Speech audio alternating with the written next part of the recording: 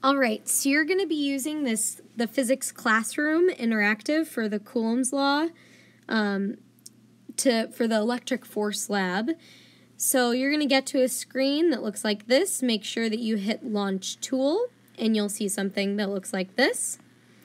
So you can move this ruler around to make sure that you're measuring from center of charge 1 to center of charge 2 or vice versa.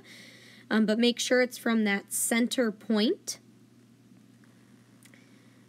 Each large tick mark represents a meter, and so the halfway ones the small ones are halfway in between, so they must be half a meter. You can use the bars at the bottom of the interactive to change the magnitude of charge, and then it tells you the magnitude of charge to the right.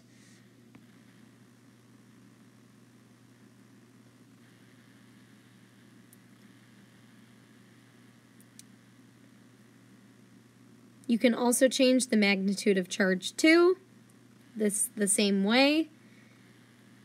And you can switch actually what charge those objects are, so you can see that the positive charges are represented with those positive circles, the red circles, and the black or the gray colored circle is negative.